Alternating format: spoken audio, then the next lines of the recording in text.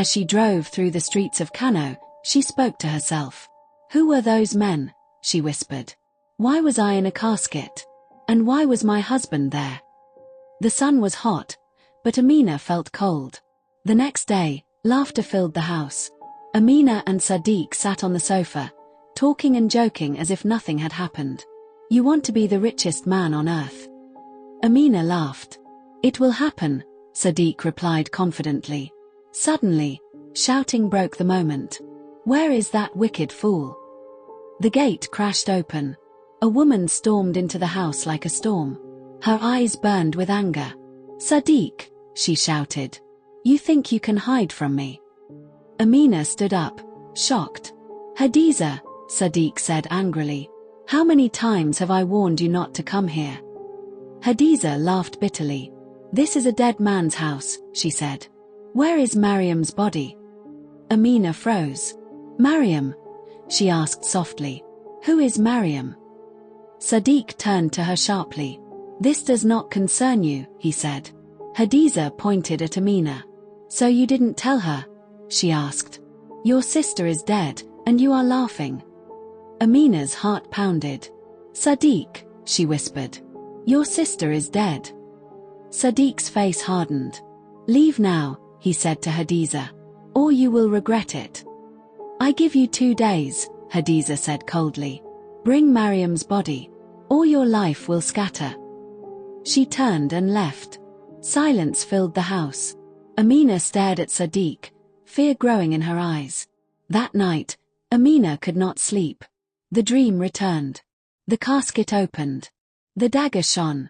And this time, the face smiling at her was not Sadiq's alone. As Amina screamed in her sleep, a shadow stood outside her bedroom door. Some houses sleep at night. Others stay awake. Amina's house was awake.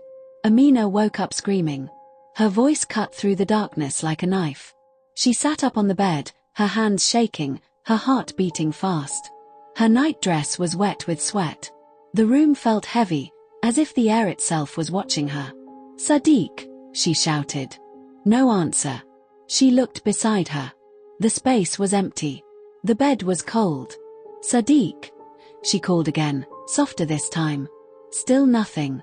Amina slowly climbed down from the bed. The floor felt cold under her feet. She walked toward the door, her heart pounding harder with every step.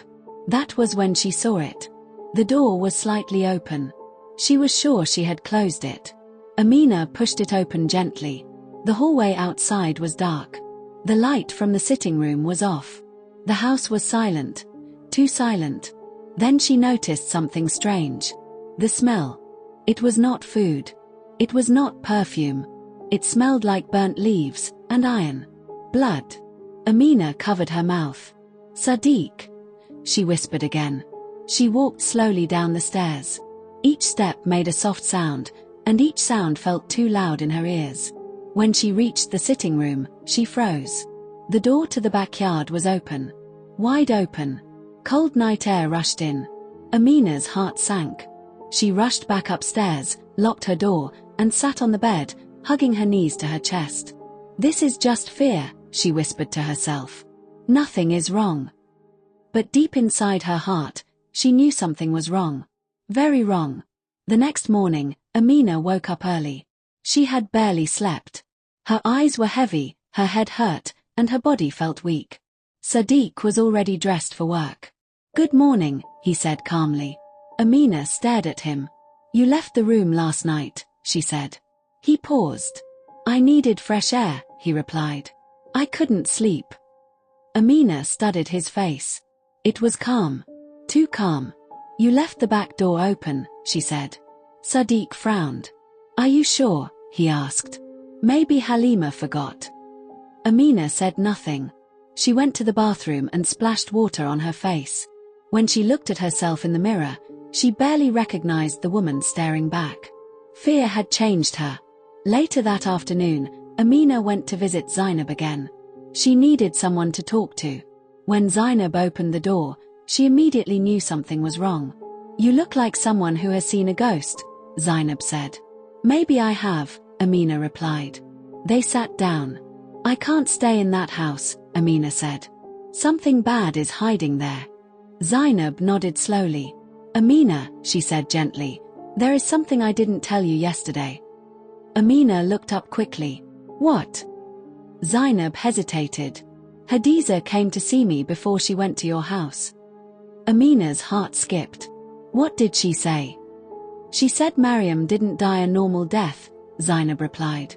She said Mariam wanted to run away. Run away from what? Amina asked. From her brother, Zainab whispered. Amina's body went cold. Before she could ask more questions, a small girl walked into the room.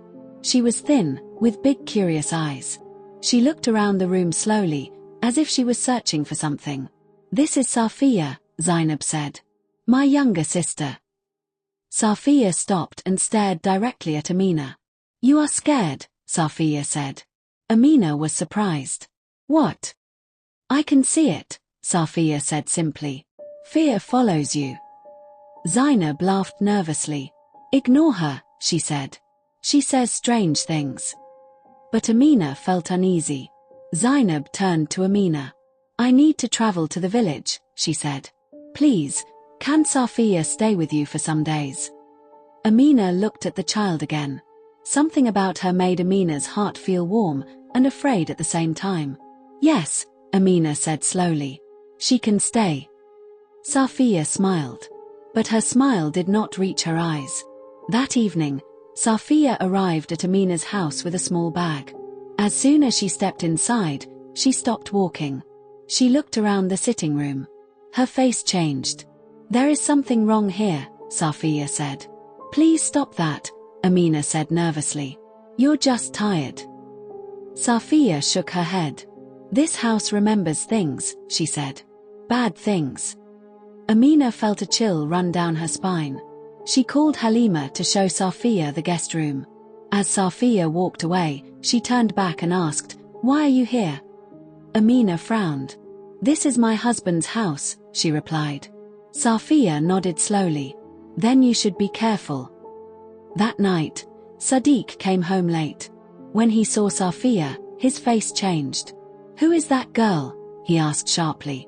She's my friend's sister, Amina replied. I don't want her here, Sadiq said. Why? Amina asked. She's just a child. I don't like her, Sadiq replied. Send her away. Amina felt anger rise in her chest. Enough, she said. I'm tired of fear. She walked out of the room. Sadiq stood still, his fists clenched. Later that night, while everyone slept, Sadiq sat alone in the backyard. The wind was strong. The moon was hidden. Suddenly, the ground behind him moved. An old man appeared, leaning on a long staff. His eyes were deep and dark. Malam Gizo, Sadiq whispered, standing up quickly. You have made a mistake, the old man said. It's the girl, Sadiq replied. She is a problem. She is protected, Malam Gizo said. You cannot touch her. Sadiq fell to his knees. Then help me, he begged. The old man raised his staff. You have 5 days, he said. Sacrifice your wife, or lose everything. Sadiq's face went pale. And remember, the old man added, innocence cannot be destroyed. Destiny is already awake. The old man vanished. Upstairs, Safiya suddenly sat up in bed. She stared at the wall. They are lying, she whispered. But destiny hears everything. That same night, Amina heard footsteps coming from beneath the house. From a place she never knew existed.